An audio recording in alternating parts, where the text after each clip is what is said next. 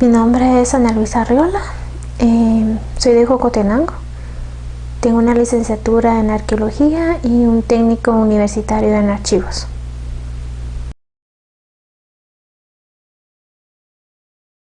Mi trabajo inicia con la arqueología, con las prácticas que se realizan en la universidad, con las excavaciones arqueológicas, pero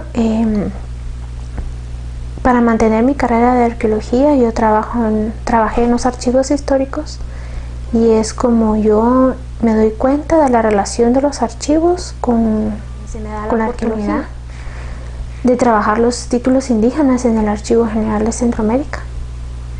Es la directora de esta institución la que me motiva a realizar este trabajo, y es así como yo conozco los títulos indígenas. Me doy cuenta de la estrecha relación que hay entre la arqueología, la etnohistoria, la historia, la identidad de los pueblos indígenas, o sea, el rescate de su memoria en estos documentos.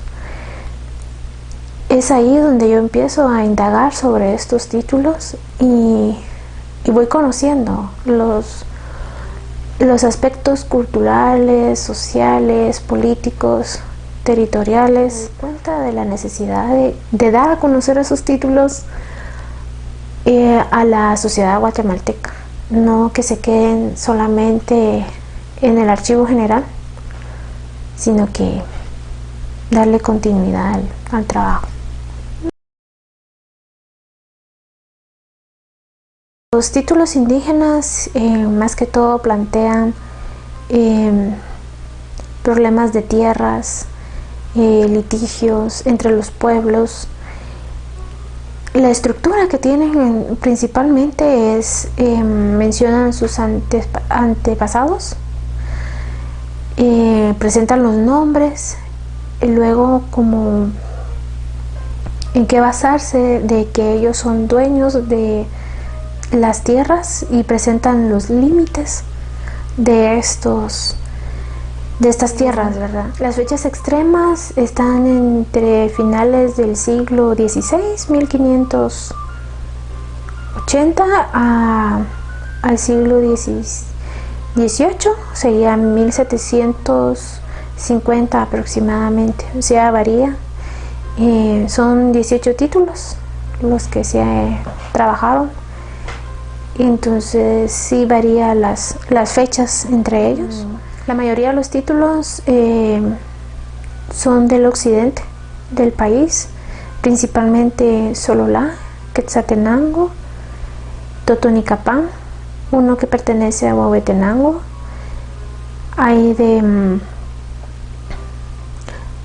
Zacatepeques, en donde mencionan diferentes pueblos, aldeas de estos departamentos, considerando que para este periodo no existe la división departamental que actualmente conocemos, ¿verdad? Sino que se tienen otras divisiones, y antes eran los corregimientos del Reino de Guatemala. Entre los posibles autores de los títulos podría ser escribanos, pero en este caso son indígenas que han sido educados por los españoles, tanto en el lenguaje castellano y en la traducción indígena, dándose la continuidad de la tradición oral, en base a la memoria que tienen ellos de las historias de sus antepasados, solamente que ahora es plasmada en un documento y transmitida hacia los demás de la comunidad, o copia de los documentos originales, como se menciona en el título de San Andrés Alcabaja. Los españoles mencionan sobre un documento que llevan los indígenas que tiene gráficas, pero ellos mencionan que son dibujos del demonio y que deben de ser quemados. Entonces sí existían documentos indígenas, pero hasta el momento se desconoce si fueron quemados o qué sucedió con ellos. Pero puede ser una transcripción de originales o con la continuación de la tradición oral.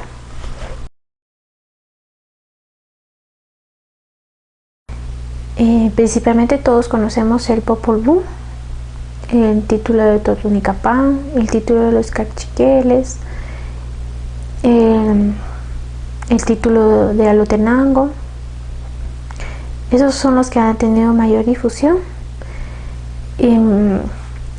También se conoce algunos que son mencionados en algunos libros, así como en el caso de Fuentes y Guzmán, en la Recordación Florida, menciona un título que se reconoce que quizás solamente él lo vio, porque hasta el momento no se sabe de él.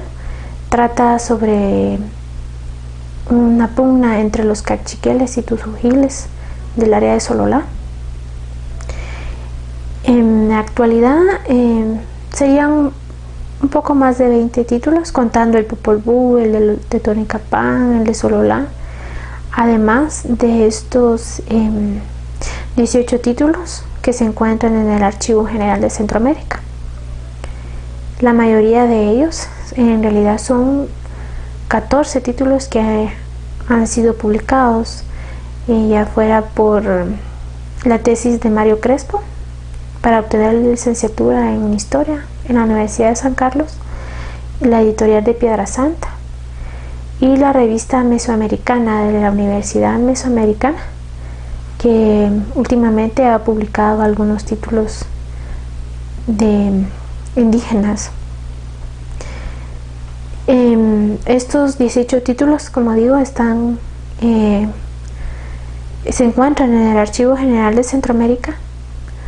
Algunos títulos se encuentran en las universidades de Estados Unidos y algunos otros que para el periodo colonial fueron entregados como obsequio a monarquías europeas, pero se desconoce su paradero, solo son mencionados y se desconoce el título, el contenido. El resguardo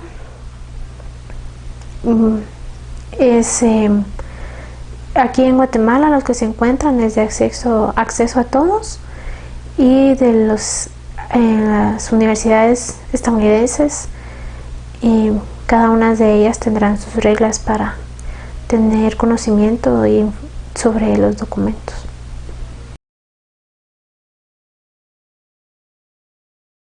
El fin de la entrega de este informe práctica de gabinete para la Universidad de San Carlos consistía en dar a conocer los títulos indígenas,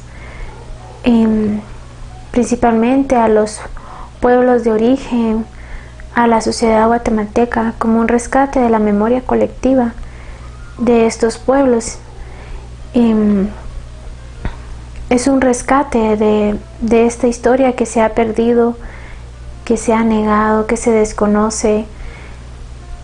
Es darla a conocer para saber de dónde es que cada uno de nosotros venimos y por qué estamos donde estamos, y todos estos acontecimientos actuales y el porqué, el de nuestro presente.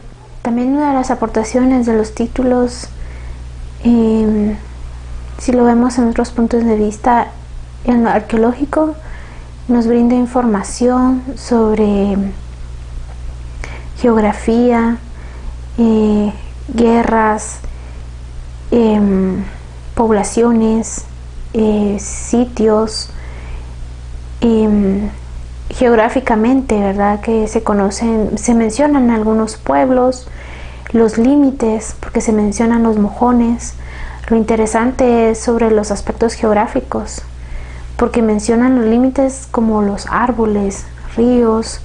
Entonces son datos importantes para la arqueología, como también para la historia, ¿verdad? Es una reconstrucción de lo que se cree que se ha perdido, pero no es así. Y es rescatar eso, ¿verdad? Parte de lo que nos ayuda a reconstruir, a rescatar esta identidad que desconocemos. Y los títulos también nos ayudan, no solo a nosotros, a los pueblos, a conocer esta historia que se tenía, que se transmitía de generación de manera oral y que de alguna manera al final quedan plasmados en los documentos